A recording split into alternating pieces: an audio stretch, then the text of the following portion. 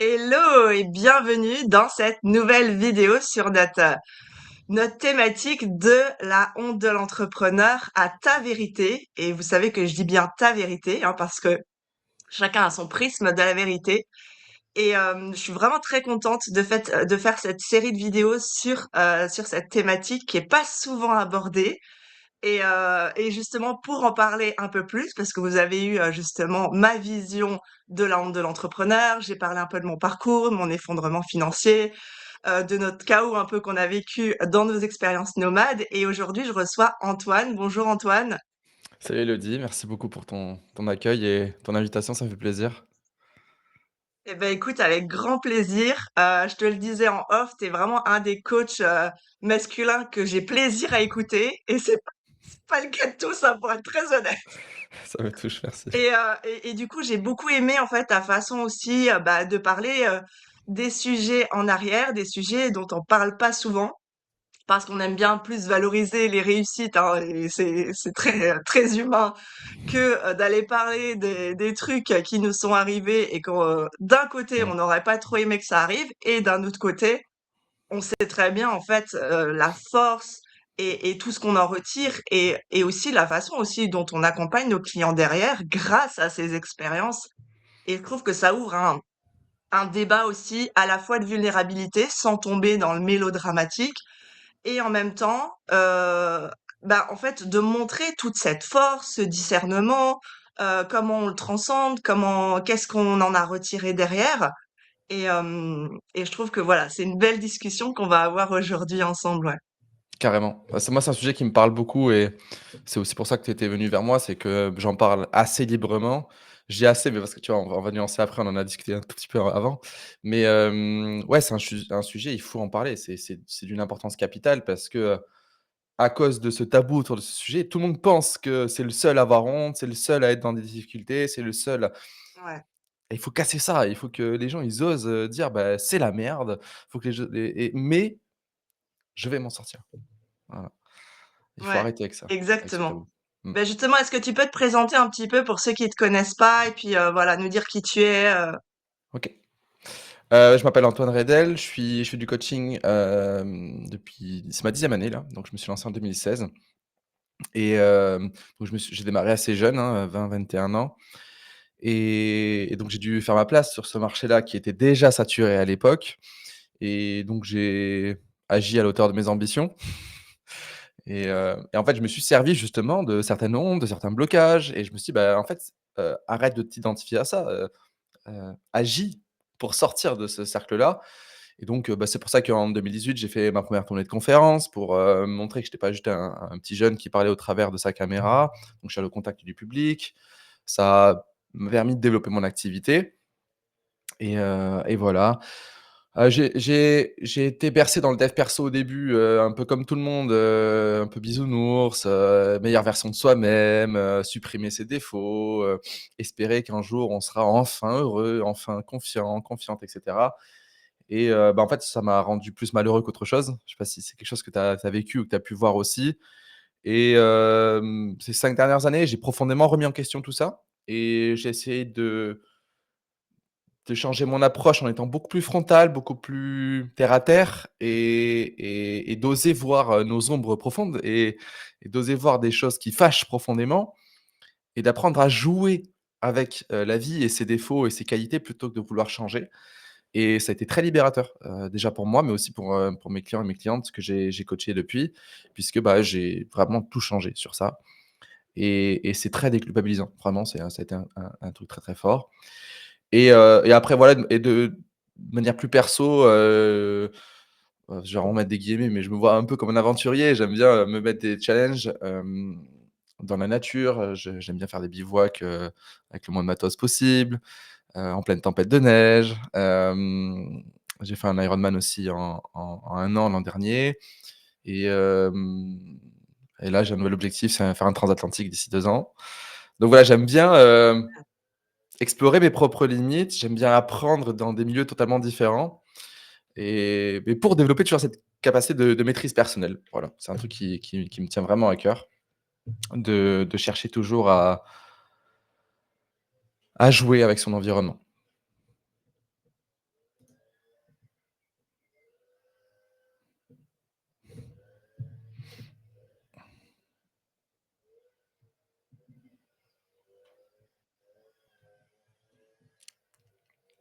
Je t'ai je Je t'ai suis de perdu. nouveau là. Non, mais je suis un peu la magicienne, tu vois, de temps en temps, je disparais, je réapparais, mais je suis là. Parfait. J'ai continué un peu, mais après j'avais fini, donc j'ai attendu. OK, parfait. Bah, j'aime Voilà. bien cette introduction, puis ça me parle énormément. Tout ce côté développement personnel, je pense qu'effectivement, on a tous été à un moment donné dans l'exploration profonde de ça et puis, bah, souvent on explore les extrémités, tu vois? Puis après on revient en son centre Mmh. et à la fois ça permet vraiment ce discernement parce que si on va pas jusque-là, bah, on peut pas revenir à finalement ce qui est juste pour nous et je crois que tout le chemin de l'entrepreneuriat, mais au-delà, tout le chemin de la vie, quoi, c'est Mmh. vraiment ça, c'est explorer cette justesse qui nous correspond à nous. Moi, je suis obsédée par le fonctionnement naturel. Je suis somatothérapeute depuis plus de 10 ans. Donc 2016, c'était une très bonne année pour se lancer, C'est la ça, même un bon année. cru. Et, et effectivement, enfin, en 10 ans d'entrepreneuriat, tu t'explores plein de choses, plein de sujets, plein, enfin voilà. Moi, j'ai été multi-entrepreneur, j'ai même créé aussi des marketplaces, des réseaux d'entrepreneurs, enfin voilà, sur des sujets très différents. Donc souvent, on m'appelle un peu la geek chamane parce que j'ai les 2 casquettes, tu vois? Donc ça me parle beaucoup ce que tu dis et à un moment donné, j'ai constaté aussi que ce trop de développement personnel, ben, en fait, ça pouvait te vraiment t'amener, dans le fond parce que finalement, tu es tout le temps en train déjà rien que le mot, la meilleure version de soi-même, déjà rien que ce terme, il définit tout. C'est un truc que j'emploie jamais parce que c'est une quête sans fin et ça veut dire que déjà dans l'instant présent, tu pas assez, quoi. Exactement, c'est ça. Donc il y a ce Mais jugement et puis ouais, mais en fait, moi, ce que j'aime explorer aujourd'hui, c'est oui, à la fois, tu es pas assez, mais c'est OK parce que tu es assez pour tes actions du jour, du moment, avec ton niveau de conscience. Donc, en fait, c'est aussi ça que j'ai changé dans mon approche, c'est, bah, ouais, tu es nul, mais au contraire, il y a des choses sur lesquelles tu dois accepter de lâcher, des choses sur lesquelles tu dois te développer. Si tu as envie, faut le faire. Par exemple, moi, si je prends l'Ironman, au tout début, bah, j'étais nul en vélo, j'étais nul en course à pied, j'étais nul en natation et le dev perso, il te dit: «Mais il faut pas dire ça». Bah, c'est un fait. Est-ce que c'est un problème? Non, parce que j'ai envie de me développer là-dedans, j'ai envie de développer des compétences et au lieu de fuir des, tu sais, des pensées comme ça, de dire: «Stop, je prends mon carnet, ouais, je vais voir ce que cette pensée vient me m'indiquer». Donc oui, le mot effort, il est pas bon en soi, mais en ne le fuyant pas, bah, on découvre des choses intéressantes. Donc oui, à la oui, fois, je suis puis pas tu vois, ça assez, fait mais ça je suis fait assez aussi. vraiment référence, tu sais, bah, à ce qui se passe, au niveau de l'école parce que du coup, bah, moi, ça me touche d'autant plus. J'ai lancé une deuxième marque l'année dernière, Prism Factory, qui est un écosystème pour faire le pont entre l'éducation et l'entrepreneuriat et amener les enfants, justement, tous nos enfants, créatifs, hors case, tout ça, à leur donner un peu plus de liberté et de laboratoire vivant pour aller explorer leurs compétences. Et puis à l'école, tu as vraiment ce truc justement, c'est pas pour rien qu'on entoure en rouge les fautes et tout. Tu as Mmh, vraiment ce focus sur tout ce que tu sais pas, tout ce qui est pas bon et tout. Alors que comme tu dis, c'est pas du tout évidemment que la première fois que tu veux tenter quelque chose, si moi demain j'apprends un nouveau sport, bah au début forcément je vais pas aller faire les Jeux Olympiques quoi. bah oui, En fait, c'est juste du bon sens quoi. exactement et du bon sens, on en a besoin, surtout dans l'entrepreneuriat, quoi. Ouais. Mmh, Exactement, parce que en plus, en fait, t'entends tellement tout et son contraire que tu peux tellement vite, je trouve, tu vois, te faire happer, d'où la connaissance de soi. Et ça, je sais que on mmh, se rejoint beaucoup sur toi, t'appelles ça la maîtrise personnelle, sur vraiment cette profondeur et cette connaissance de soi, pas dans le mode je vais aller chercher mes blessures indéfiniment, mais comment en fait j'en fais un levier et une force, et puis surtout comment je me connais moi, parce que si je me connais c'est pas ça, moi, bah, du coup, je vais être à un moment donné en mimétisme des autres et du coup, ça va exactement. donner des vies foireuses et des entreprises foireuses, quoi. C'est ça. Ouais, les blessures, ça fait partie de notre ADN, Pour moi, j'aime bien utiliser des métaphores, des images, fortes, parce que ça parle. Mais si admettons, je fais un accident de voiture et que je perds mes 2 jambes, je peux faire tous les mantras du monde, je peux lutter toute ma vie pour que mes jambes, elles repoussent. Je suis pas un lézard, elles repousseront pas. Donc en fait, j'ai une blessure et je dois apprendre à vivre avec cette blessure. Et il y a des gens, il y a des exemples, concrets, il y a je pense à Croizon, je crois que c'est Philippe Croizon, heu, et qui vit sa meilleure vie. Et Ouais. Donc en fait, on peut avoir des blessures, donc là, c'est une métaphore physique, mais on a aussi des blessures internes. Tant que je ne fais pas ce travail d'acceptation et de: «OK, qu'est-ce que j'en fais? Qu'est-ce que ça m'apprend et comment je peux vivre et grandir avec?» Tant que je fais pas ça, je vais être malheureux. Donc c'est important. Tu sais, moi, ma grande philosophie, c'est j'ai des croyances limitantes, je pourrai jamais les supprimer. Par contre, je peux, jouer avec par palier. C'est-à-dire qu'elle peut s'atténuer sur un palier, mais elle va forcément revenir au palier suivant. Palier, on met ce qu'on veut, hein, ça peut être des paliers sportifs, entrepreneuriaux, on s'en fiche. Moi, ma grande croyance, elle vient de l'école, parce que c'est un instinct qui m'a dit, qui a dit à ma mère, j'étais à côté, qui a dit: «Votre fils, il est incapable, il ira jamais loin dans sa vie». Donc moi, ma croyance mère, c'est: «Je suis pas capable». Pendant des années, j'étais en mode: «Bah si, tu es capable, vas-y, vas-y», tu vois? Tu sais, je forçais le truc et ça m'a un peu servi aussi, hein. Je dis pas que c'est négatif, de penser comme ça, mais en fait, je me suis rendu compte qu'elle me rendait malheureux parce qu'elle était toujours là, cette croyance et un jour, bah, je me suis dit: «OK, OK, je suis pas capable» et je prends mon carnet et je dis: «Beh, je suis pas capable de quoi maintenant? Bah, je suis pas capable de faire cet objectif, je suis pas capable de faire ça. OK, mais de quoi tu es capable maintenant?» Et en fait, c'est devenu presque un indicateur. Cette croyance est devenue un indicateur. Donc au lieu de la voir comme quelque chose de négatif, elle m'invite au changement, c'est tout, à adapter, mon environnement à mon niveau de conscience, à mes capacités et cetera. Donc elle est devenue hyper utile. C'est plus un problème cette croyance limitante. Ouais, j'aime beaucoup ce que tu partages parce que en plus, moi, ça rejoint ce que j'observe dans l'accompagnement de mes clientes, même les plus avancées. Justement, et ça, c'est vraiment le corps qui nous enseigne ça aussi, hein, donc ça rejoint ce que tu dis. C'est que plus tu vas aller en force sur une tension, plus elle va se renforcer. Mmh, Et en plus de ça, bah, souvent en plus, quand j'accompagne des entrepreneurs déjà avancés avec un certain niveau de chiffre d'affaires et tout, ils sont déjà habitués à y aller en force et tout. Donc faut ouais, les prendre à revers, tu vois? Pour aller, justement libérer cette charge émotionnelle dans le corps qui ouais, après a tellement d'impact, derrière. Donc ça ouais, c'est intéressant ce que tu dis parce que il y a vraiment ça et comment après on arrive à le switcher, quoi. Parce que c'est vraiment dans l'acceptation, quoi. Parce qu'il y en a beaucoup mmh, qui font beaucoup de développement personnel, mais finalement qui sont jamais dans l'acceptation. T'as jamais cette phase d'intégration qui fait que, OK, on le transcende et on passe à autre chose puisque c'est bon, on va pas, enfin voilà, on va pas tourner en rond, dans notre bocal pendant 500 ans, quoi. exactement, exactement. Après c'est lié au mouvement, à l'action. Moi je dis toujours: «Une prise de conscience sans action, ça sert à rien». En fait, et au contraire, c'est pire parce que tu as la prise de conscience, tu es content: «Ah, je réalise que je dois bosser là-dessus, c'est trop bien, nana nanana». Puis on fait rien et puis le lendemain on se lève en se disant, «Ah tu vu? Tu encore rien fait» et en fait, on vient enfoncer nos schémas négatifs. Donc l'idée, Ouais. c'est toujours de se dire: «J'ai une prise de conscience, OK, c'est quoi la petite» on n'est pas là pour faire que des grandes choses, hein. La petite action que je peux mettre en place pour, initier le mouvement dans la bonne direction. Mmh. Ouais, ouais, Voilà. carrément. C'est exactement ça. Et toi, justement, bah, au sujet de cette honte de l'entrepreneur, justement, est-ce que tu peux partager qu'est-ce que tu as traversé? Ouais. Hem, comment tu l'as traversé? Et puis qu'est-ce que toi, tu penses que ça vient toucher, en fait, cette honte? La première fois que j'ai vécu de la honte, ça a été à mes tout débuts puisque je me suis lancé jeune et quand je l'ai annoncé à ma famille, surtout côté Redel qui est, très, métier classique. Je faisais partie des premiers entrepreneurs de la famille et mais pas un entrepreneur, classique, tu vois? C'est dans le dev perso, des trucs, farfelus, tu vois? Ouais. Comme ça pouvait être perçu et là, j'ai ressenti la honte et je suis rentré dans un processus de vouloir prouver. Vouloir prouver que ce que je fais, Mmh. c'est bien, vouloir prouver que je suis la bonne personne et en fait, je faisais que parler avec ma famille de ce que je faisais et en fait, je recevais en échange, de l'incompréhension, des critiques et cetera et un jour, je me suis dit: «Mais pourquoi tu leur en parles?»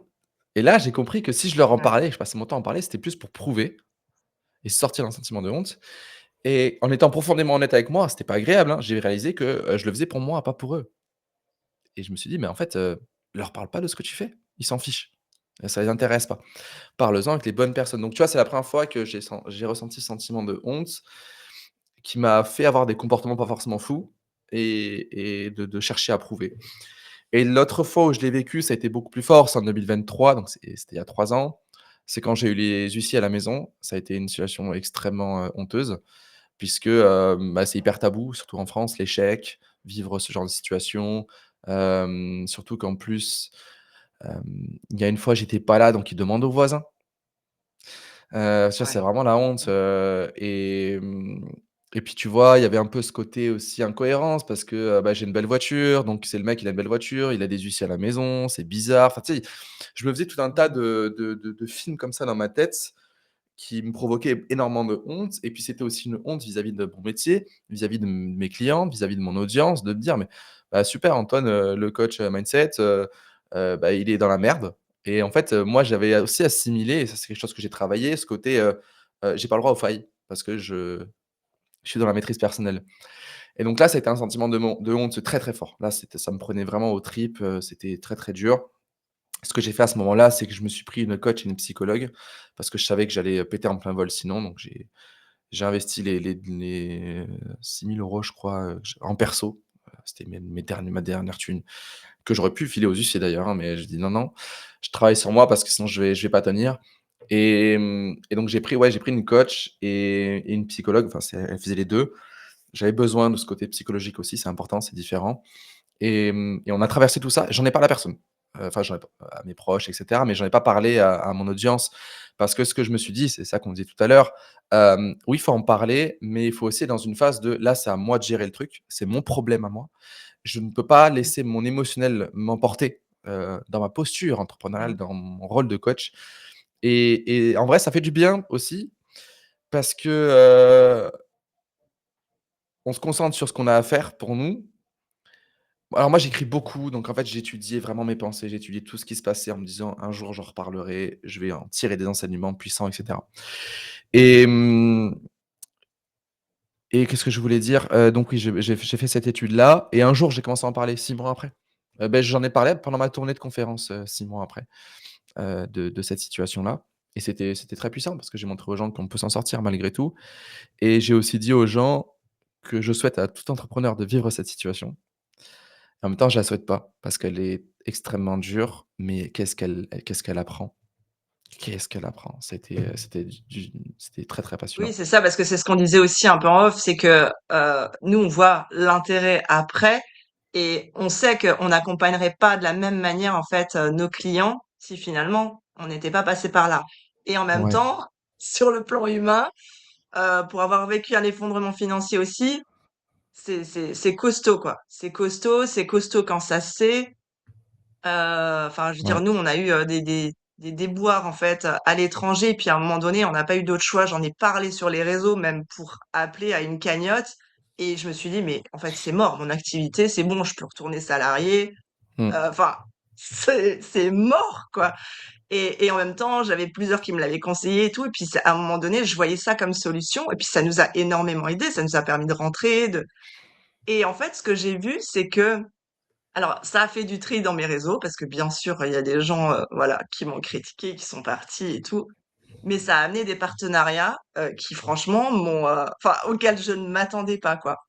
Et Mmh. c'est là où c'est beau aussi dans ce que tu racontes dans ta situation parce que il y a toute la phase, en fait, dont tu te rends pas compte.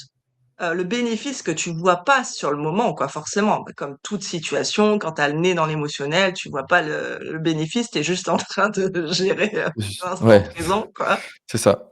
Et j'aime bien cette accentuation que tu mets sur la posture. Moi, la posture, l'identité, c'est aussi des sujets phares chez moi. Et je trouve que c'est important parce que à l'ère des réseaux sociaux, il y a des moments, tu as un peu l'impression qu'on confond ça avec la télé-réalité. Sauf que nous, Mmh. on a quand même une posture d'accompagnant et que justement, on n'est pas là pour raconter notre vie H24 en temps réel. On est Ouais, là pour transmettre, quoi. Et je trouve ouais. que c'est important ce que tu viens de mentionner, ouais. Ouais, et puis c'est aussi moi je trouve que c'est préserver ton son audience aussi de pas dire, «Je suis dans la merde à ce moment» parce que c'est l'émotionnel qui va parler et du coup il va être faux. Enfin ça va transmettre des mauvais messages. Attendre et en parler après, je trouve que c'est une preuve de grande sagesse parce que, c'est une chose après l'autre. Là, je le vis pour moi et on verra ce qu'on en retirera par la suite. Et quelque chose qui m'a aidé aussi, parce que la honte, rien ne pousse dessus. C'est très dur de créer dans la honte, c'est très dur de communiquer dans la honte, c'est très dur d'être heureux dans la honte. Mmh. Et une petite phrase, enfin un petit réflexe que j'ai eu dans ces périodes-là, ça a été toujours de me dire: «Non Antoine, tu as pas honte. Je suis fier de tenir dans cette tempête-là». Mmh. Et ça m'a vachement aidé parce que, Waouh. la plupart du temps, on s'identifie à la situation et dit: «J'ai honte de vivre ça». Mais quand on y pense, quand on vit tout ça et qu'on continue, mais c'est une fierté incroyable. Mmh. Et donc ça fait du bien de se dire: «Bah, là, je suis fier de traverser ça, je suis fier, ça fait 4 mois que c'est la merde absolue, je suis toujours là». Donc en fait, on vient renforcer ses convictions, on vient renforcer son why, on vient renforcer certaines identités intéressantes, plutôt que de s'identifier qu'à cette situation. Tu vois? Et ça m'a fait un bien fou aussi. Ouais, puis ça, c'est important. Je pense que ça va vibrer avec pas mal d'entrepreneurs qui vont nous écouter. Parce Ouais. que, tu vois, justement, ça fait 10 ans, on est dans la génération 2016, tu vois. Et en 10 ans, moi, j'ai vu plein d'entrepreneurs que je connaissais à mes débuts qui sont plus là aujourd'hui, quoi. Mmh. Ouais, Et j'ai eu la même phrase, tu vois, qui m'est venue à un moment donné, de me dire, mais en fait, ok, c'est la merde, mais t'es toujours là, quoi. T'as c'est pas ça. abandonné, tu te réinventes, tu crées d'autres choses, tu crées d'autres projets, que ça marche ou pas, eh ben, on continue en fait et puis il y aura de toute façon quelque chose de positif qui va émerger de ça, quoi. Ouais. Et il y a des moments aussi, je sais pas si toi ça tu l'as vécu en fait dans ton parcours, mais on a honte en fait, de ce qu'on nomme un échec ou un projet qui marche pas ou une offre qui marche pas et puis finalement, bah, des années après, moi en ce moment c'est le cas, je reviens à des fondations ou des choses que je faisais il y a 4 5 ans et qui prennent une autre tournure ou, une autre saveur et qui fonctionnent d'autant mieux quoi, du coup. Mmh. Ouais. Ouais, c'est vrai. Oui, ça renvoie à la simplicité, parce que parfois on complexifie les choses pour, combler des vides et après on se rend Ouais, compte que, tellement. bah, non, la simplicité était intéressante. Maintenant, c'est toujours délicat parce que, est-ce que c'est une peur qui parle? Donc c'est important aussi moi je passe mon temps à écrire, hein, de s'étudier, de faire la part des choses entre, l'impulsion, la réaction et ce qu'il y a de juste. Et parce que j'en ai vu aussi et j'en ai accompagné des entrepreneurs qui, ont vécu, les millions et cetera. Ils pètent en plein vol et ils se disent: «Bah, en fait non, moi je veux une vie simple, nanani nanana» et ils cassent tout sous prétexte qu'en fait, c'était pas pour eux. Bah, alors que c'est faux. C'est juste que, comme ils sont construits sur des fondations, de peur, de manque, ils ont tout amplifié et ils ont cru que l'atteinte de leurs résultats n'était pas pour eux, alors qu'en fait, ça n'avait rien à voir. C'est juste qu'ils Mmh. avaient des objectifs, enfin, un objectif est forcément conditionnel, mais ils avaient en général un why conditionnel, un fonctionnement de valeur conditionnel. Ce qui fait que, bah, forcément, ça marche pas au bout d'un moment. Mais tu peux être très heureux et c'est ça qui est beau, en gagnant rien ou gagnant des millions. C'est pas l'argent qui fait la différence. Tu peux être très heureux en ayant une petite boîte ou une grande boîte. C'est pas la taille de la boîte qui fait la différence, c'est la perception qu'on a de notre environnement, du respect de nos valeurs dans cet environnement qui va faire la différence. Donc, il y en a qui ont reconstruit de grandes choses en étant encore plus heureux qu'avant. Et ils se sont rendus compte que, Mmh. bah, c'était un mensonge de se dire: «Bah, c'est pas pour moi». C'est rassurant, c'est facile de se dire ça, parce que c'est de la fuite. Heu, mais heu, mais soyons, tous de grands entrepreneurs, mais à notre façon. Et c'est ça qui est beau. Enfin, après ça implique tellement de croyances et de blocages, surtout en France le patron, la patronne, elle doit arriver avant ses salariés, et partir après. Tout ça, ça se Mmh. change, mais on se raconte un tas de mensonges pour nous renvoyer à notre médiocrité rassurante. On se raconte un tas de mensonges pour se donner de la valeur aussi, de se dire: «Bah, j'ai fait tout ça, mais en fait, ça rend pas heureux. Alors du coup, je suis une bonne personne, tu as vu, je reviens dans le bon cercle des personnes qui échouent», heu, Ah mais moi je l'ai fait, hein. ah Ah, ouais, j'ai mais on l'a pas tous été fait. jusqu'au million avant de m'effondrer, mais je faisais quand même des chiffres, qui étaient plutôt, sympas et tout. Surtout avec, mes immersions privées justement pour entrepreneurs avancés et après cet effondrement, j'ai eu une phase effectivement, je me racontais ça, j'ai dit: «Non, ah, je vais pas faire de conférence, de toute façon, c'est parce qu'ils ont besoin de reconnaissance que je Ouais, lance», ouais, tu vois? Moi, j'ai pas besoin des réseaux locaux, moi, j'ai pas besoin oh là là, qu'est-ce qu'on peut se raconter comme conneries et tout. ouais, Parce que oui, parce que, bah, c'est plus facile d'aller rentrer dans sa grotte et de dire: «Non mais moi je suis, tu vois, la gentille petite fille». Surtout nous les femmes, on porte quand même beaucoup cette, mmh, tu sais, cette empreinte énergétique de la bonne petite fille mmh, avec toutes les mémoires qu'on se traîne des anciennes générations, quoi. Et c'est mmh, pour ça que je pense qu'il y a beaucoup de mouvements de femmes, qui, tu vois, il y a vraiment une émancipation de ce côté-là parce qu'il y en a besoin, quoi, ouais. d'aller, se réaliser et pleinement, plutôt que de retourner dans sa grotte, quoi. et pour ça, j'ai accompagné Margot Cunego à ses débuts, je sais pas si tu vois qui c'est? Ouais. Mmh. Hem et on a travaillé ça. Et il faut a accepter de passer dans une énergie, un peu de combat, tu vois? De rébellion, de se dire: «Bah, en fait, non, on va prendre notre place, on va avancer et puis, en fait, c'est même Mmh. pas pour justifier quoi que ce soit, juste, on veut être nous». Tu vois? C'est canaliser le combat et ça a été un travail passionnant avec elle qui permet de vivre sa vie, point. J'allais dire s'émanciper, mais même pas, en fait. Tu vois? C'est créer sa place, créer son environnement et oser être détesté pour ça. Et adorer Ouais. aussi, du Oui, coup, parce que forcément. toi, tu parles beaucoup aussi du regard de l'autre. J'aime beaucoup cette Ouais. thématique aussi parce que j'en parlais encore hier soir à cet événement d'entrepreneurs parce que c'est le sujet, en fait, pour moi Mmh. qui relie à énormément de choses, quoi. Et qui concerne tout le monde, tout le monde, tout le monde. Enfin, tous Mmh. les gens qui disent: «J'ai pas peur du regard des autres», ce sont des menteurs et des menteuses. Toi, tu as peur du regard des autres, moi, j'ai peur du regard des autres. Mes clients qui font des millions et qui ont une visibilité publique aujourd'hui énorme, ils ont peur du regard des autres. C'est en fait, ça fait partie de notre ADN d'humain, c'est plus fort que nous, c'est nos mécanismes, primaires, de Mmh. survie et le but, c'est juste de jouer avec. Ça, c'est d'entrer dans un jeu de séduction avec, tel type de personne et puis les autres, je vais chercher à les repousser, tu sais, plutôt que d'éviter. Heu et en fait, c'est des mécanismes qui sont très intéressants à exploiter. Mais ça ne passe que par: «Oui, j'ai peur du regard des autres», mais c'est pas un problème. C'est encore une fois un indicateur, quelque chose qui va m'inviter au mouvement, au changement. Ouais, c'est ça. Moi, je le perçois comme il y a plusieurs niveaux, en fait, tu vois, de Mmh. rapport au regard de l'autre. Il y a vraiment le niveau où, ça va te scléroser complètement parce qu'il y a plein de choses, des blocages qui pour le coup, tu vois, te bloquent dans ta visibilité, dans ta manière de porter ton message, tout ça. Et puis après, on sent que voilà, il y a d'autres niveaux, surtout les entrepreneurs plus avancés qui ont déjà expérimenté, qui s'en sont déjà pris plein la figure, donc ils se disent: «Bon, bah, c'est bon, on peut quand même y aller», mais qui sont quand même, comme tu disais, c'est pas parce que tu fais des millions que tu as plus peur du regard de l'autre. Bah, plus tu as une image publique, une notoriété, c'est pas là où c'est plus facile que quand on avais pas. Mmh. Et comment on danse avec ça, finalement. Ouais et c'est important ce que tu dis parce qu'il faut en parler aussi, faut arrêter avec ce fantasme le jour où j'aurai une grosse audience, où j'aurai une grosse boîte, j'aurai plus ma peur du regard des autres, j'aurai plus de syndrome de l'imposteur, j'aurai plus de manque de légitimité. Moi, tous mes clients qui ont des grosses boîtes, ils ont les mêmes c'est fou, ah, c'est des dimensions différentes, hein, mais les mêmes problèmes que les débutants.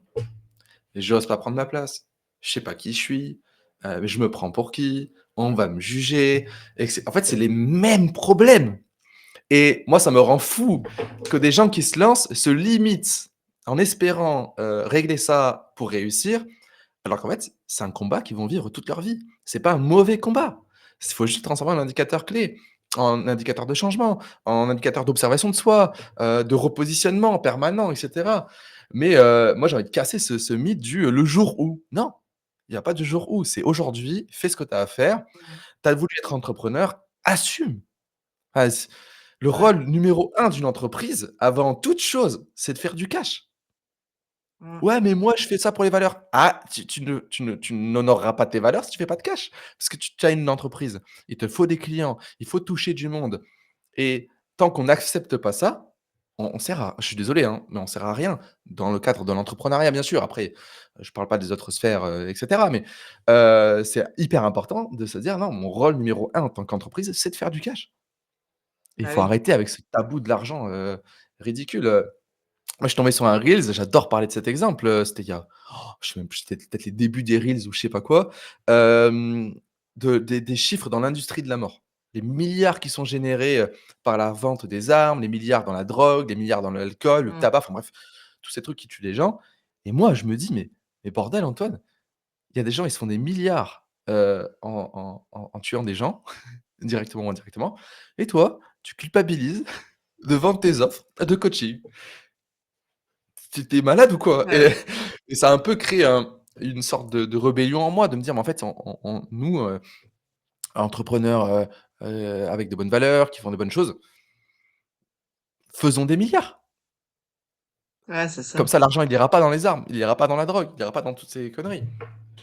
Donc, enfin bref, j'ai un Ouais, peu mais j'avais divagué. beaucoup aimé ce post justement parce qu'en plus moi c'est une phrase que je dis depuis longtemps à mes clients de dire mais vous êtes pas en train de faire quelque chose d'illégal bordel donc Ouais, tu vois dire mais allons-y quoi. Et puis c'est vrai que on se limite tellement, il y a tellement de blocages surtout sur les professionnels du bien-être à ce mmh, moment-là parce que au niveau il m'était arrivé j'ai failli perdre ma fille au moment où je gagnais le plus d'argent dans le salariat.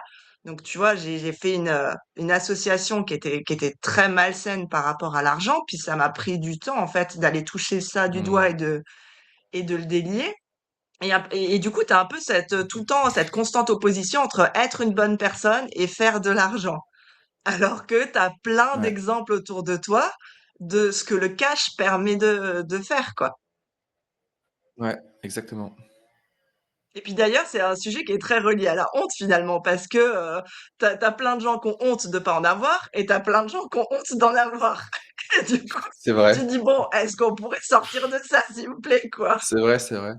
Bah, tu sais, moi, j'ai une phrase, très provocatrice, mais qui est en même temps révélatrice. Moi, j'adore ce genre de phrase. C'est toujours à nuancer, bien sûr, attention. C'est, «Être pauvre, c'est très dur. Devenir riche, c'est très dur. Choisis ta difficulté». C'est ça. Non, mais c'est vrai, en vrai, c'est vrai. Hem, les périodes de vache maigre, les périodes où tu as les huissiers, les périodes où c'est horrible.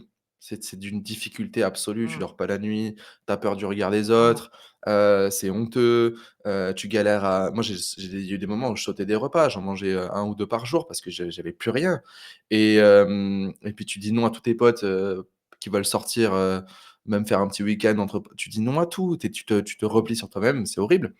Et puis, tu as les moments où tu gagnes beaucoup d'argent et puis tu te fais juger parce que tu as une belle voiture, tu te fais juger parce que tu as de l'argent, tu te fais juger parce que tu travailles, quand tu veux et cetera.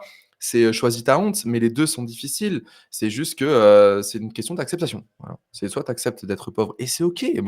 Moi j'admire, les gens qui ont pas d'argent et qui vivent de leur permaculture, mais j'adore, mais en fait, ils sont cohérents. Sauf que la plupart des gens sont incohérents. C'est-à-dire qu'ils vont critiquer l'argent, ils vont critiquer la réussite, mais ils vont jouer au loto, tu vois? Et moi, ça me rend fou et puis tu les moi, je me rappelle d'un collègue quand j'étais encore salarié qui critiquait le système, mais ça faisait des années qu'il mettait de l'argent de côté pour s'acheter une maison et il l'a fait, je suis trop content, entre Toulouse et Bordeaux pour devenir autonome. Mais en fait, là, il y a de la cohérence. Tu peux critiquer, mais passe à l'action en même temps, tu vois? Moi, je et je pense que la honte, elle vient peut-être c'est intéressant, tu vois? Ça me fait réfléchir, je sais pas si ce que je dis est juste, profondément, mais je pense que la honte, elle vient surtout de l'incohérence entre mes actes et mes paroles mm. Ouais. et quand je dis paroles, c'est aussi mes croyances profondes. Parce Ouais, que et je du pense coup, pas ça quelqu'un qui ait rejoint aussi la peut-être thématique où tu disais avant, bah, tous les mensonges qu'on se raconte. Parce que mmh, des fois, il y a le gap entre ce que tu vis, ce que tu aimerais vivre, tout ce que tu te racontes et qui te fait ne pas passer à l'action pour ce que tu aimerais vivre, mais en même temps, tu vois, t'alimentes le truc que t'aimerais vivre ça. Oui, mais est-ce que tu es cohérent au quotidien? Est-ce que vraiment ouais. tu fais les actions, toutes les choses qui pourraient te challenger, mais qui peuvent t'amener en fait. Et je pense que le sujet, il est vraiment là parce que sinon, on serait tous millionnaires, Ce milliardaires même, sujet, tu il vois. est passionnant et il est ultra complexe parce que, je le révèle toujours à mes clients et je me le répète aussi. Encore une fois, personne n'est parfait. Ce qui tue Mm, le plus la croissance, c'est le manque de congruence. Toujours. mm, C'est, la différence entre ce que je vais dire et penser et faire. Voilà. Moi, j'ai remarqué que les moments où j'ai des baisses de chiffre d'affaires, c'est le moment où je prends moins soin de mon mental. C'est le moment où, comme il y a moins de réussite, je vais moins prendre soin de moi et ça va se révéler par, je vais moins c'est con, hein, mais je vais moins au coiffeur, je vais moins nettoyer ma voiture, je vais moins nettoyer mon intérieur, ma maison, et en fait, c'est comme s'il y avait une sorte de punition et donc en fait, ça rentre dans un cercle vicieux et donc tu deviens de moins en moins congruent et du coup, bah, forcément, tu es beaucoup moins magnétique. mm, Et donc moi, j'ai détecté ça chez moi. Donc quand je vois que je prends moins soin de moi, je dis: «Ah attention, sortie de congruence, on reprend» et moi, je vois des gens qui font de l'argent mais qui pourtant, moi je les connais en coaching, bordel, il y a du mensonge. Alors, je dis pas que ce sont des mauvaises personnes, parce que ce sont des réflexes négatifs qui parlent, hein, Mmh. mais le manque de congruence, c'est ce qui tue le plus les boîtes, hein. Moi, j'aime bien dire, Dieu, l'univers, ce que vous voulez, il ne paye que les convaincus. Il s'en fout que les gens soient mauvais ou bons, Ouais, c'est parce que clair. sinon les gens Mmh. qui feraient des milliards dans l'armement, qu'est-ce qui se passe? Bah, en fait, c'est juste qu'ils sont convaincus de ce qu'ils font. Ouais. Ils sont profondément Mmh. convaincus et donc l'univers, Dieu, il récompense les convaincus et les gens qui pensent qu'ils doivent devenir de bonnes personnes pour réussir, eh beh, ils vont attendre longtemps, hein. Ils vont faire des mantras tous les jours pour espérer qu'un jour, l'univers les récompense de leur bonté, immense, de leur bienveillance absolue et cetera. Mais il a rien à foutre de ça, hein. Il va juste te Mmh. récompenser à la hauteur de tes convictions envers toi-même, avant tout, mais aussi les convictions que tu as envers ce que tu offres au monde. Mmh. Plus on est convaincu, plus on est récompensé. C'est pas une question de bonne personne, mauvaise personne et ça, je pense que ça vient aussi alimenter le sentiment de honte. Oui, ouais, clairement. Mmh. Ouais, parce que dans la honte, il y a vraiment ce truc de, je passe de la bonne personne à, bah, je suis une mauvaise personne. Ouais, Ou le fait de, tu vois, c'est pour moi, c'est aussi très relié à la valeur aussi qu'on s'accorde et combien d'entrepreneurs relient, en fait, leur valeur personnelle au chiffre d'affaires qu'ils font. mmh, Où il y a un gros problème et après ça t'embarque dans un cercle qui est vicieux parce que du coup, tu vas te sentir encore moins bien, tu vas faire encore moins de chiffre d'affaires, enfin et ça devient un engrenage, quoi. exactement. Aussi alimenté par toutes les phrases un peu, bullshit en développement personnel parce qu'à un moment donné, il y a eu ça. Il y a eu: «Travaille sur toi, sur tes blessures, tu feras de l'argent». Mais en fait, il y a des choses qui n'ont absolument rien à voir. Il y a des gens, je suis Ouais. pas persuadée que Jeff Bezos, tu vois, il ait beaucoup travaillé en développement personnel, juste que, il est animé par, l'empire qu'il voulait créer, point, Ouais, et tu vois? point, c'est tout et si on regarde les gens qui ont le plus d'argent, que ça nous fasse chier ou pas, hein, mais c'est un fait, hein, c'est des gens qui apportent de la valeur au monde. Sous différentes formes, hein. Je dis pas que la valeur est juste. Mais Jeff Bezos, il a apporté, quelque chose de très fort sur le marché, c'est, tu fais 2 clics et tu as ce que tu veux à la maison en moins de 24 heures et Mmh. en vrai, c'est du génie. Maintenant, comment c'est fait? On s'en fout, c'est pas la question. Elon Musk, il a apporté, l'accessibilité aux véhicules électriques, l'accessibilité à l'espace, à ouais, mais en fait, il a apporté de la valeur au monde sous sa forme et je pense que tous les gens qui en veulent à ces personnes-là, c'est juste le reflet de la honte qui les empêche de eux-mêmes apporter leur propre valeur et ils doutent en permanence, sur ce qu'ils peuvent apporter alors qu'ils ont leur patte Mmh. à ajouter au monde et tu prends les gens qui vendent des armes, ben ouais, ils apportent de la valeur. Pas aux bonnes personnes, mais ils apportent de la valeur et en même Ouais, temps, tout ça, c'est ça ça. se nuance aussi parce que, tu vois, moi, je me dis quand même, je suis content d'être dans un pays qui peut se défendre. Mais donc on parle quand Mmh. même d'armes, tu vois? Parce qu'on est dans un monde où si tu as rien, bah, tu te fais bouffer. Enfin, c'est hyper complexe comme façon de penser, mais il Mmh. faut accepter l'idée qu'il y a toujours une question de valeur. Il y a toujours une question de qu'est-ce que j'apporte? De la sécurité, de l'ego, de l'argent, enfin, on vient toujours nourrir des choses qui sont très, primales, hein. Et est-ce que toi, dans justement l'accompagnement de tes clients, est-ce que tu as observé, des schémas différents en fonction si tu accompagnais des hommes et des femmes? Parce que c'est une question qui me vient là à l'instant et je me dis est-ce que, tu vois, il y a des choses, que tu dénotes par exemple? C'est une très bonne question, je me suis jamais posé. Il y a toujours les mêmes blocages, comme je disais tout à l'heure de, peur du regard des autres, prendre sa place, ça c'est chez tout le monde. J'ai encore eu un exemple hier avec un gros client. Maintenant, mais en fait, il y a des contradictions, parce que j'ai eu des clients mecs, qui passaient à l'action massivement, j'ai eu des clients de femmes qui passaient à l'action massivement. Hem, En fait, je pense que le problème, de manière générale, c'est que les hommes n'acceptent pas leur côté féminin et les femmes n'acceptent pas leur côté masculin et je pense que c'est plutôt ça le vrai problème, tu vois? Les hommes parfois devraient oser être plus dans l'émotionnel, l'analyse d'eux-mêmes et parfois dans la transmission d'émotions profondes. Et les femmes, des fois, elles devraient, passer massivement à l'action, plutôt q alors désolé, je te tire à balles réelles, mais plutôt que de se plaindre que les hommes, eux, ils vont à fond, quoi, tu vois? Parce que pour moi, c'est que le reflet de de certaines incohérences, mais Mmh. mmh, c'est hyper intéressant. Je t'avoue que je vais aussi me pencher sur cette question, mais je il y a Parce pas que tu vois, sans de faire de moi j'aime pas faire de généralité, mais c'est vrai ouais, que, moi qui aime bien aussi explorer, je me reconnais dans ton côté aventurier.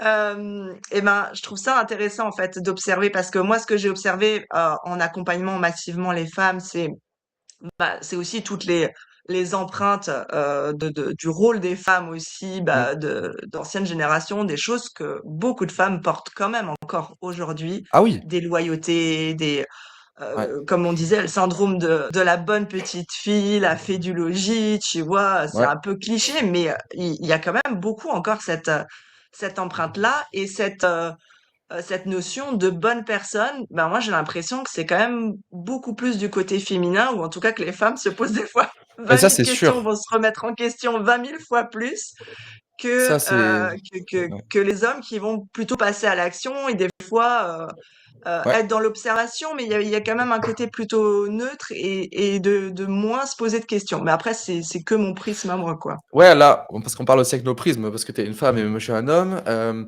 parce qu'en fait, il y a ces problèmes-là chez les femmes et chez les hommes, il y a d'autres problèmes du, sois fort, sois puissant, sois responsable, tu portes la famille. Il y a des trucs qui sont très, très lourds aussi et je pense que chacun a le poids du passé qui pèse sur les épaules. Et aujourd'hui, hem entre guillemets, attention, je pense que le poids de la femme est peut-être un peu plus simple à gérer parce qu'il est ouvert. Enfin, tu vois, il y a cette introspection que l'homme n'a pas. Il faut quand même se dire que 70 des suicides, c'est des mecs. C'est quand même, parce que l'homme ne parle pas. L'homme, il doit être fort et donc je pense qu'on a chacun nos combats à Ouais, mener exact. mais entre guillemets, «je préfère celui de la femme» parce qu'il est ouvert. Et la femme va plus tendance à chercher à changer que Mmh. l'homme, qui Mmh. va être dans le côté très dur et le côté, très nocif «ça va le faire», tu vois? Continue de forcer. Mmh. Et la femme doit avoir ça aussi, de parfois forcer et l'homme doit avoir ce côté «ouvre-toi un peu», quoi. Moi, je crois que j'ai toujours eu Mmh. plus de clientes que de clients. C'est rare OK.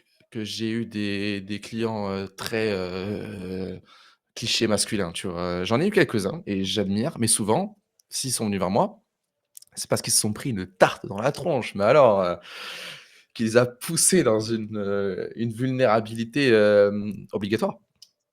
Mmh. Et après, c'est aussi très lié à ton histoire. Enfin, moi, j'ai observé que clairement, Mmh, on attire les clients qui, d'une manière consciente ou inconsciente, ont plus ou moins un lien avec notre histoire, notre parcours. Enfin, moi, je me souviens quand j'ai commencé, forcément, mes premières clientes, c'est des clientes qui étaient en burn-out parce que en 2013, moi, j'en ai vécu un aussi. Et je communiquais sur mon parcours, mais j'avais pas, à ce stade, j'étais pas en train d'avoir une cible précise, quoi. Et mmh, naturellement, c'était toutes les clientes que j'attirais, quoi. Donc, ouais, je trouve qu'il y a aussi vraiment ce lien avec notre histoire, notre parcours. Hem, Peut-être aussi avec la facilité dont tu parles bah, avec vulnérabilité aussi de ce parcours financier et tout. Je mmh. pense que ça attire aussi ce genre de personnes, quoi. Ah mais c'est sûr. Mmh. C'est certain. Hem, moi je dis toujours, ce qui va faire que tu vas attirer, le plus de clients et les meilleurs clients, c'est d'être purement toi-même. Alors c'est très cliché comme phrase, hem et moi un de mes plus gros, clients que j'ai eu à mes tout débuts, j'avais, 23 ans. C'est un entrepreneur qui faisait 4 millions 000 dans le coaching. Il formait des milliers de personnes par an et quand il m'a demandé en tant que coach, moi je savais pas trop qui c'était à la base et quand, au bout de 2 séances, je vois le personnage et je me rends compte, de qui j'ai en face de moi, j'ai je suis dans un profond syndrome de l'imposteur et ce que je fais, Mmh. c'est que je lui dis, je fais: «Écoute, là je comprends pas du tout, pourquoi tu m'as choisi en tant que coach? Tu as 50 ans, ça fait, 30 ans que tu es dans ce domaine-là, tu formes, des milliers de personnes tous les ans, «Et pourquoi tu m'as pris en tant que coach?» Et il me dit, «Bah, pour tes valeurs». Je dis: «Ouais et quoi d'autre?»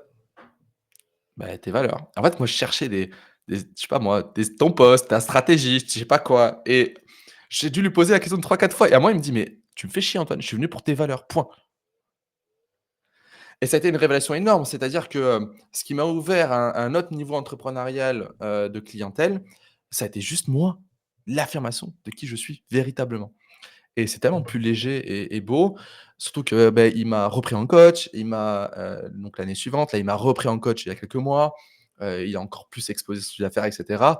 Mais tout ça, je ne l'ai eu que parce que je me suis encore plus concentré sur qui je suis, sans filtre. Donc on attire toujours les gens en fonction de notre, état d'esprit, on attire toujours des gens en fonction de nos valeurs.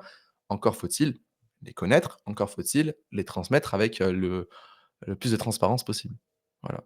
J'ai un autre client que j'ai eu qui est incroyable, c'est un Suisse qui fait des décors de cinéma, des plateaux télé et cetera. Et il m'a pris en tant que coach en 2022 ou 2021, je ne sais plus, parce que j'avais posté une photo de moi torse nu dans la forêt, parce que j'avais passé 4 jours, sans rien, dans la forêt et qui me dit: «Pouah, mais moi je suis comme lui, je suis un aventurier, je veux que ce soit Antoine mon coach». Et moi, je me rappelle très bien que ce post, j'ai pris je sais pas combien de jours à le publier parce que j'avais honte. Je me dis: «Mais tu peux pas, tu es bien fringué et cetera, tu peux pas te mettre torse nu dans la forêt, pieds nus, en mode Mowgli et être perçu comme sérieux». Mais à un moment, j'ai dit: «Mais stop, c'est moi. Je suis le mec qui adore bien s'habiller et je suis aussi le gars qui part à écrire dans la forêt, quoi». Et ça m'a permis d'avoir des Ah, ça clients. fait tellement de résonance. Les 2 exemples, ça fait tellement de résonance. Le premier exemple que tu as cité, bah, évidemment, je pense à une coach multimillionnaire, une cliente qu'on a en commun. OK. Bah, pareil, en fait, la première fois qu'elle est venue en immersion privée, moi, j'étais pas du tout connue et tout. Je me suis dit: «Mais, pourquoi? Pourquoi moi?» Et puis, bah, voilà, ça a été une immersion, mais Ouais, où, elle m'a fait, voilà, où elle m'a fait des retours. Elle m'a dit: «C'est la meilleure immersion de ma vie». Alors, tu imagines que pour moi, c'était, voilà, pour ouais, le coup, mon ego était rempli. Mais c'est super intéressant de voir en fait ça et les projections qu'on peut se mettre à dire: «Mais, parce que je suis débutant ou parce que je suis pas connu, bah, je peux pas, mmh, forcément accompagner», alors que voilà, moi je suis pas forcément très connue sur les réseaux et j'ai accompagné des entrepreneurs hyper avancés parce que ce que je fais dans le corps, bah, en fait, il y a quasiment personne qui le fait sur le marché à ce niveau d'intensité ouais, et et du coup, mais ça part effectivement, le syndrome de l'imposteur, évidemment qu'il vient de temps en temps avec, ce truc de légitimité, et puis ça rejoint, la valeur qu'on s'accorde selon notre chiffre d'affaires, quoi. ouais, Et et qui n'a absolument, mais rien à voir du tout, quoi. ouais. Mais tu vois, tu as employé un mot qui est tellement important et tellement mal compris, c'est l'ego. Tu as dit: «Ça a nourri mon ego», mais tant mieux. Parce que Ouais, en fait, il faut mais faire une parce que grande c'est pas différence. nocif, quoi. Ouais, Mmh. c'est ça, faut faire une grande différence entre l'ego, qui est le «je suis» et l'orgueil, qui est «je me compare supérieurement Ouais, ou inférieurement aux autres». ouais. Mais nourrissons tous notre ego, tu vois? C'est: «Je suis à ma place, je suis bonne dans ce que je fais, je peux accompagner de grands entrepreneurs». C'est tout ça, c'est important parce que ça donne de la confiance, ça donne de la posture, ça donne de l'énergie, ça apporte de la congruence et par contre, ça devient nocif dans: «Ah ben ça y est, maintenant je suis meilleur que mes concurrents». Ça, c'est des trucs qui sont orgueilleux et qui sont pas bons. Mais Mmh. osons nourrir notre orgueil, notre ego pardon, le «je suis». Je suis bon dans ce que je fais. Je suis à ma place. Je suis, crédible à accompagner de grands entrepreneurs. Ça, il faut se le dire, c'est très important et cette cliente en commun, bah, elle t'a apporté, de l'ego. Tant mieux parce que cet ego, il t'a appris à prendre encore plus de place, et Ouais. et ça, c'est bon. Il faut en parler, hein. Il faut arrêter avec cette guerre de l'ego absolue, non, c'est une guerre de l'orgueil, pas de l'ego. Ouais. Mais je trouve ça super important ce que tu dis parce que moi j'en ai comme un ras-le-bol de cette humilité, tu vois? Et Ah ouais. de chaque fois de dire: «Mais en fait, reconnaissons ce qu'on sait faire, qui on est On a notre place. D'ailleurs, on n'a même pas à la prendre parce qu'elle est déjà là, juste de l'assumer, en fait. Et, Ouais. et oui, cette immersion, ça a été un tremplin phénoménal pour moi. Et puis aussi, dans ma posture, il y a quelque chose, voilà, qui s'est ancré encore plus profondément. Parce qu'avant, je pense que jamais j'aurais imaginé accompagner ce genre d'entrepreneur, quoi. Faut être Mmh. très clair. Ouais. Et derrière, je sais que ça m'a, voilà, ça m'a propulsé, ça a propulsé mon activité, non pas parce que c'était elle, mais parce que en fait, il y a quelque chose dans ma posture qui s'est, bah, voilà, qui s'est ancré, que j'ai reconnu. Et je pense que, ouais, faut arrêter avec cette fausse humilité, faut arrêter de diaboliser l'ego. Parce que moi, je pense que tout entrepreneur, si on est entrepreneur, c'est qu'on en a, tu vois. Mais Mmh. à force de phrases bullshit dans le développement personnel, où ça a été relié au mental et tout, pour moi, c'est très différent de l'ego, mais qui est nourri par l'être et qui est, voilà, qui est au service. Et l'ego mental, justement, qui, bah, toi, à travers l'orgueil, heu, qui là, est nocif ou, Ouais. et où ça tombe dans des choses qui sont, bah, pour le coup, qui, heu, qui qui sont malsains et en général, tu te prends des claques derrière, quoi. Ça rejoint un peu la preuve, dont on parlait, tout à l'heure, quoi. Il y a en effet un problème, j'ai dû décortiquer, je crois que j'ai dû entendu un mot sur 5, donc j'ai à peu près compris, mais je sais pas si de ton côté ça enregistre tout ou ça enregistre avec la connexion, donc je sais pas s'il faut Normalement, ça enregistre tout. En tout cas, j'ai jamais eu de soucis sur de les ton côté ça interviews, va mais pas là, ce bugger matin, alors? elle est particulièrement. Ouais, OK. Ouais, du coup, j'ai pas tout compris.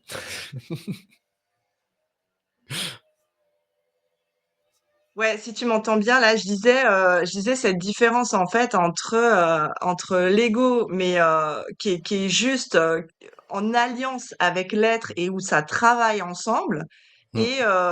et l'ego mental où après ça rejoint la notion d'orgueil en fait que tu disais tout à l'heure, quoi. Ouais. Et il y a beaucoup de phrases toutes faites qui circulent dans le développement personnel et qui finalement diabolisent en fait cette partie-là. Sauf que pour moi, chaque entrepreneur a de l'ego, tu vois. C'est qu'à un Mmh. moment donné, t'en as même besoin pour avancer. C'est juste que il faut que tu arrives à le relier à l'être et que ça soit vraiment au service, pas que ça soit dans une quête effectivement de. Exactement, et tu vois, on va retoucher à la honte et à la peur du regard des autres. La plupart des gens veulent être aimés par tout le monde, donc ils vont créer du contenu pour être aimés par tout le monde, ou ils ne vont pas en créer pour éviter, de décevoir des gens, et et là, on rentre dans un sujet très complexe de: «Je veux toucher tout le monde». Sauf qu'il y a tout niveau de conscience dans le monde, et moi, il y a des gens que je suis, j'aime pas du tout ce qu'ils font, mais j'admire ce trait de personnalité. Il y a des gens, j'aime pas leur trait de personnalité, mais j'admire ce qu'ils ont construit, et moi, j'ai envie de dire à tous ces entrepreneurs: touchez des gens qui ont un niveau de conscience suffisant pour savoir faire la part des choses.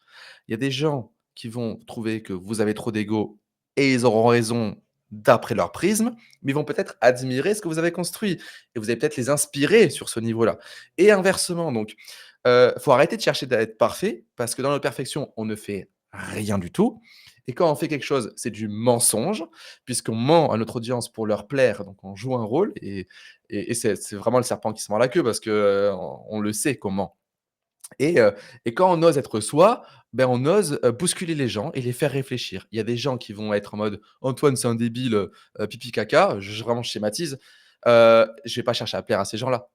Je vais chercher à plaire à des gens qui vont dire: «Bah, je suis pas fan de ce qu'il dit, par contre, j'aime bien sa personnalité, j'aime bien son parcours». Tu vois? Ça, c'est des gens qui sont intelligents, c'est des gens qui ont un certain niveau de conscience qui, moi, m'intéressent.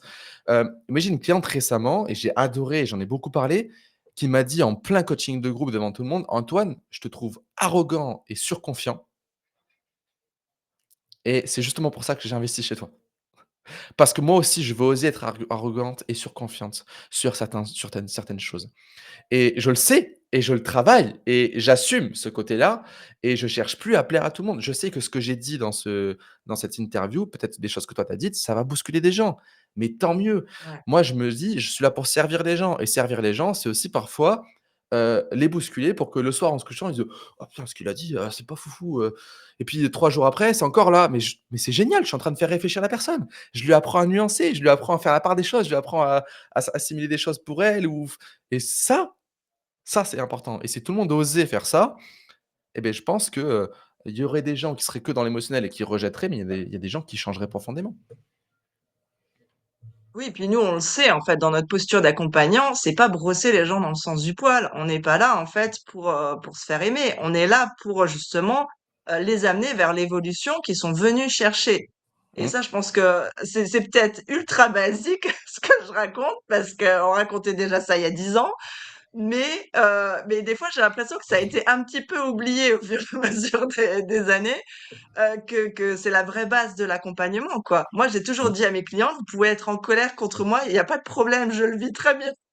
Ça changera Au rien. contraire, c'est hyper sain parce que Ouais. à partir de là, il y a des choses qui sortent, puis du coup, bah, forcément, nous, on travaille sur le corps pour aller sortir tout ça et puis on peut vraiment travailler, quoi. Je préfère une Mmh. cliente qui est en colère contre moi plutôt qu'une où il se passe rien parce qu'elle elle ferme tout et que voilà, qu'il y a pas d'évolution, Ouais. contre son gré, quoi. Enfin, voilà. Ah oui. Donc c'est hyper important, ouais, ce que tu dis et puis le fait de oser être soi, comme tu disais la photo tout à l'heure.